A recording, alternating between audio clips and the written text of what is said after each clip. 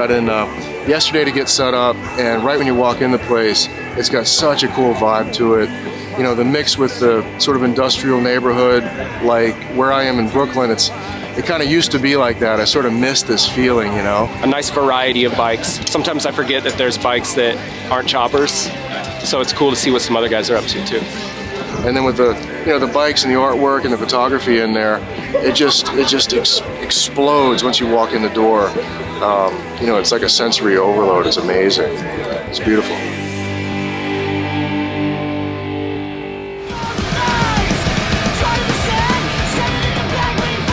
So I built this one last winter, just out of all these boxes and boxes of parts. I tried to just leave it how it was, whatever paint was on it.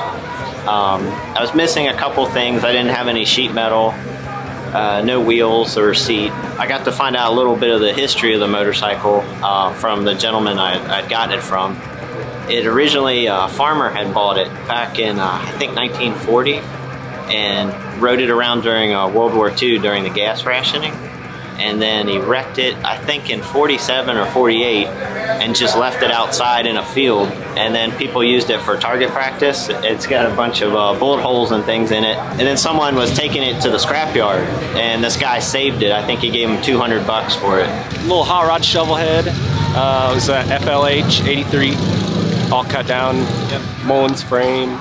It's painted up like an old Pete and Jake's hot rod, the California Kid. There's an old bike that kept popping up in Easy Rider, the Detail Freak. Got a lot of influence from there. Old Pat Kennedy stuff, anything Pat Kennedy did was really cool. I'm currently riding my 96 1200cc Sportster. Well, last year I had added a swing arm mounted fender, and then this year I hardtailed it with Mike 47's hardtail, which is awesome.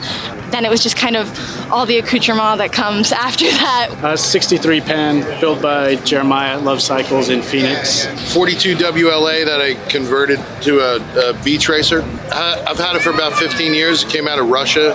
It was all original. So we did the whole thing in 30 days. We got it, ripped it apart, broke the engine apart, and started hunting for parts. And then 30 days later, we fired the bike the day before the race. Never rode on sand, never raced, never rode the bike before. It was crazy, but we did good, and I think we did like 12 heats and we won 4.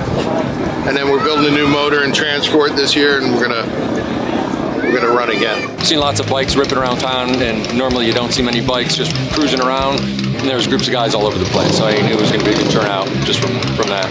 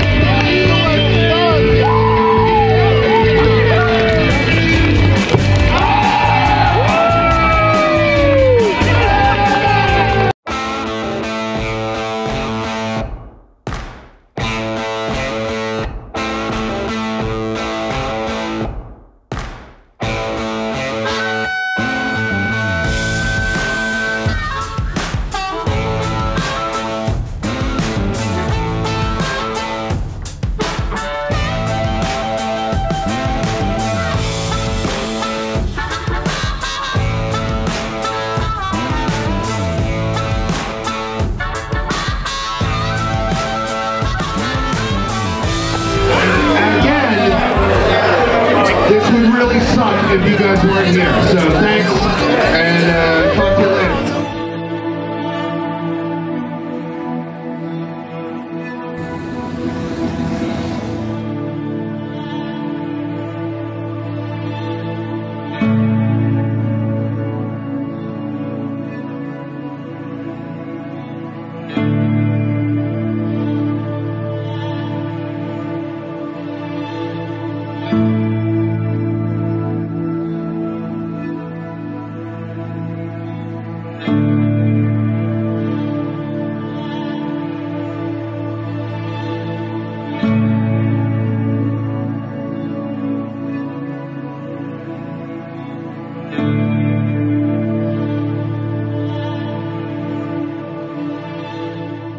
everything was kind of aiming at eventually putting on some type of a show to not only continue showcasing local talent, but also bring people in for, you know, inspiration and such.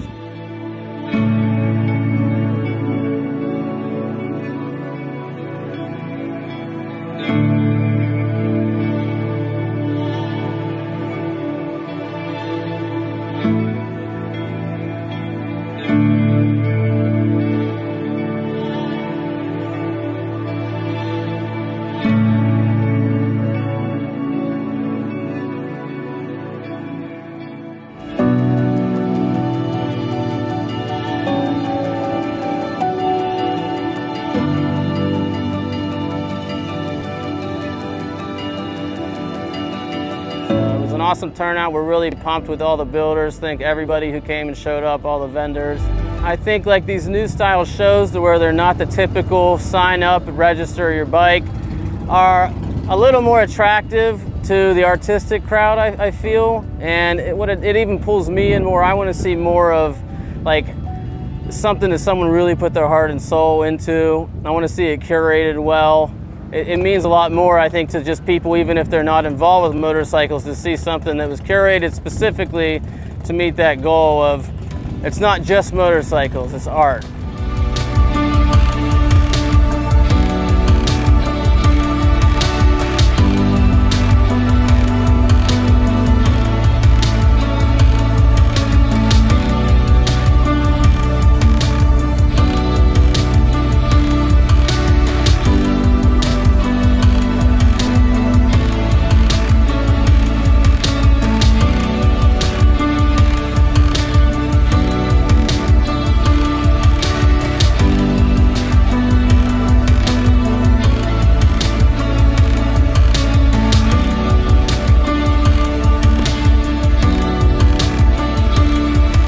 That it was a massive turnout. I really feel like excited about the future of custom motorcycles in Pittsburgh, and I just hope that it inspired some people to go out and actually work with their hands and do something creative with it. It's almost impossible for people to plan a trip. You just almost have to black out the calendar and just go. We decided this year we're doing it. We're not planning anything else other than what we're got in July, and we've set a goal and now we're doing it.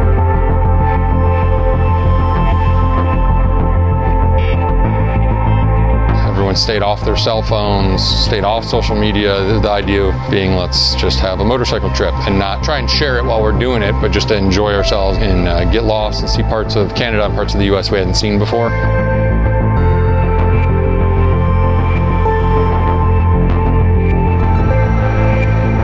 We just got into Niagara Falls, Ontario, Canada, the Canadian side. First day's ride was great. We rode back roads, Route 62, all through Pennsylvania and New York, up into Buffalo.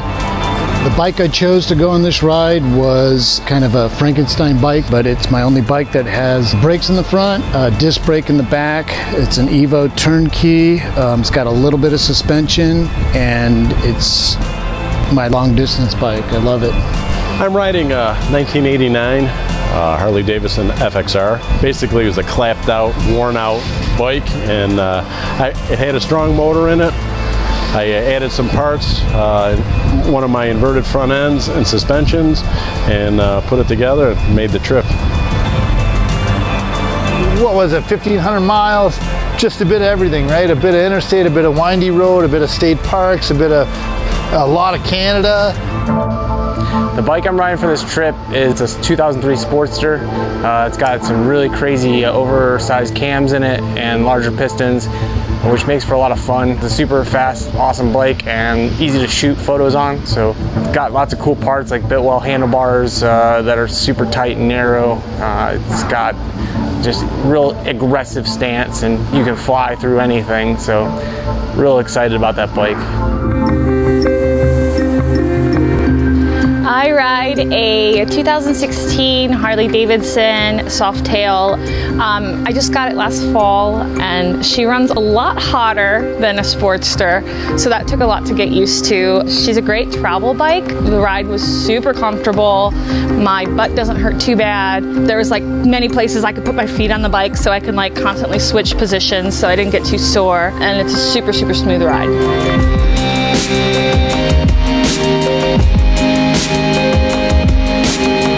That bridge was really awesome. It was one of the 3 longest bridges in the world, the little plaque said, and I've never been on a suspension bridge, let alone one that large, and it was really cool. I looked down a couple times and I could see like the glistening of the water, so it was really cool. My bike's a 2001 Sportster. It's pretty stock.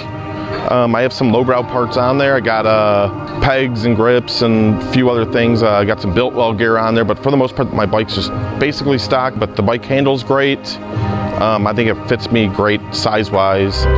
Today's day 5. I think we're about 50 or 60 miles north of Bay City. I'm riding a 1967 Norton on this trip, Atlas based with a lot of customization done to it. Kind of a cafe racer style, aluminum tank, aluminum seat pan, aluminum fenders, lots of polished aluminum on it. 50 years old. I wasn't sure what to expect on a 1,300 mile trip, but so far only minor issues. Been super fun. Had a great time, trip of a lifetime. Like great people, great bikes, great roads, nice twisty roads along the shores of some great lakes and some great scenery. I rode my 1959 Harley Panhead that I built in 2011. 2 days before the trip, put a Cannonball I-beam Springer on it, changed the handlebars, headlight, just kind of change it up a little bit. And 1,500 miles later and 0 problems. I got to adjust my chain and change of fluids, but otherwise it was flawless.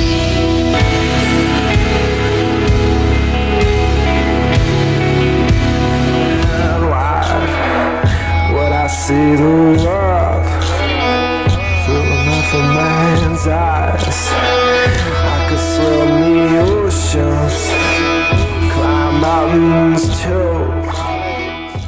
I brought this, I don't know, what is this? I don't even know what this is. It's a custom bike I built. I guess you would call it a Harley because it's Harley based, but it's pretty much 100% aftermarket and built from, more or less built from scratch, that I built for Born Free. The overall stance of the bike, like that's kind of something like from the very, very beginning, I always try to like take 10 steps back and just look at it, and it needs to sit exactly how I want it to sit, and it does. And aside from that, just the detail stuff, like you can look at it for a long time and pick out, oh, I didn't notice that, or oh, that's, oh, okay, that's cool. I really like that kind of stuff, the small details that you find out later. Brook Invitational, they invited me with this 1949 Indian Scout that I built, finished it last year. Yeah, the entire bike is handmade. We used the 1949 Indian Scout engine. Everything else has been made. When I got the donor bike, it was in boxes of parts, and I probably ended up using about 70% of the original engine and the guts of the speedometer, and everything else has been made.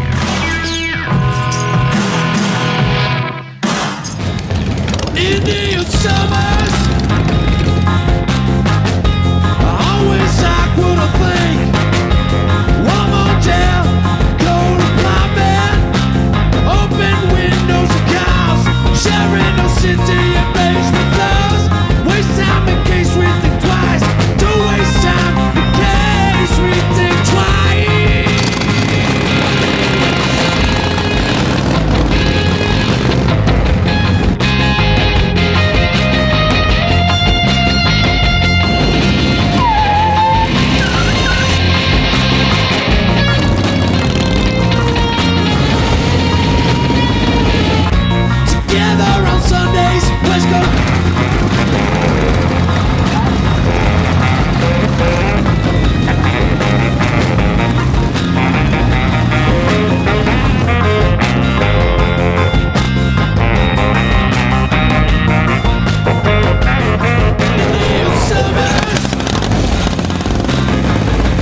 Always like what I think.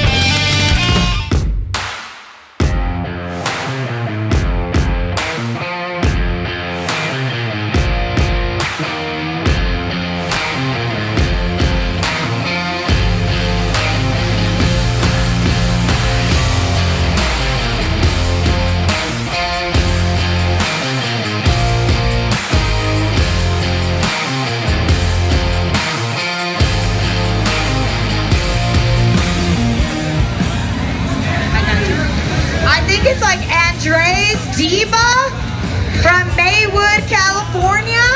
Drake Diva, come here, you sleeping motherfucker.